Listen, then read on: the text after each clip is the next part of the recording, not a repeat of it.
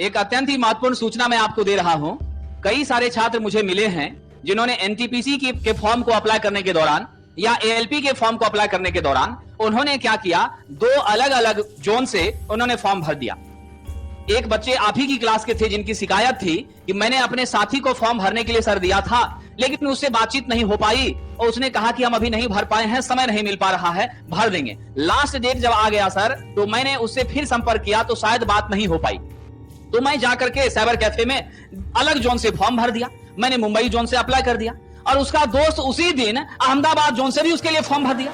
अब दो अलग अलग जोन से फॉर्म भरना, आप सब जानते हैं रेलवे ने इसको डिवाइड कर दिया है। ये कानूनी रूप से रेलवे के लिए युक्ति संगत नहीं है। तो रेलवे ने तुरंत क्या किया, सब तो सॉफ्टवेयर है आपका और आपका आधार कार्ड के माध्यम से सारी डिटेल जो है सो सामने आ जाती है। तो रेलवे ने दोनों जोन के भरे हुए फॉर्म के पूरे डिटेल के साथ एक सो कॉज नोटिस उस बच्चे को भेज दिया, जिसमें उसे कहा गया है कि आप इसका जवाब दें और यथोचित जवाब यदि आप नहीं देते हैं तो 11 तारीख से पहले, 11 नवंबर से पहले जवाब देना है। अगर 11 नवंबर से पहले आप जवाब नहीं देते हैं तो कानूनी कार्रवाई आप पर की जाएगी और आने वाली भविष्य की सारी वैकेंसियां और वर्तमान वैकेंसी आरआरबी, आरआरसी सभी से आपको क्या किया जा रहा है, अभी ही निरस्त किया जा रहा है। अब वो छात्र परेशान है। अगर आपके परिचय का भी कोई ऐसा विद्यार्थी हो तो उसके लिए रेलवे से इस पर चर्चा की गई है और चर्चा के बाद रेलवे ने यह सुझाव दिया है, समझ गए, मतलब रेलवे के माध्यम से यह सुझाव प्राप्त हुआ है कि ऐसे कंडीशन में छात्र के पास उचित जवाब का ऑनलाइन जवाब देने का विकल्प खुला हुआ है।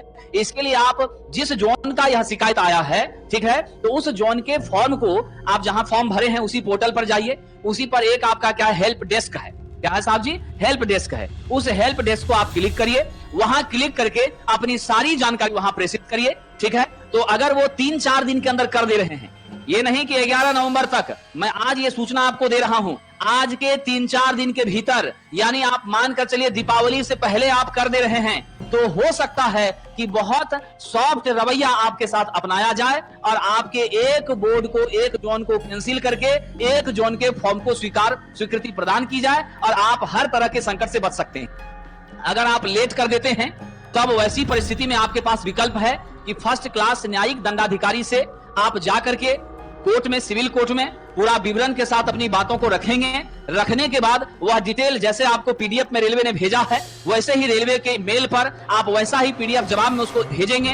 भेजने के बाद हो सकता है रेलवे उसको स्वीकार करे या ना भी करे, या नहीं तो अगर आपका जवाब उचित है तो अभी की वैकेंसी से आपको डिमांड कर सकता है। अगली वैकेंसी में अगर जवाब संतुष्टिप्रद है तो आपको मौका दे सकता है। लेकिन आप इस मौके से बच सकते हैं यदि आप क्विक एक्शन लेते हैं, 1 से 2 दिन 3 दिन के अंदर ऐसा करते हैं। तो यह पर्सनल लेवल पर मैंने आपको यह जानकारी दी है, यह ऑथेंटिक रूप से जानकारी कहीं वेबसाइट पर आपको मिलेगा नहीं साथियों। और विशेष शक्ति इसमें साउथ जोन के जितने भी हैं वहां विशेष शक्ति अपनाई जा रही है। इधर वाले जोन के लोग थोड़ा सा आपके साथ सहानुभूति रख रहे हैं। तो मैं ये समझता हूं कि आप ये जानकारी अपने सभी साथियों को जरूर दे दीजिएगा ताकि वो कष्ट से, दुख से, तकलीफ और समस्या से बच सके। बहुत बहुत धन्यवाद साथी।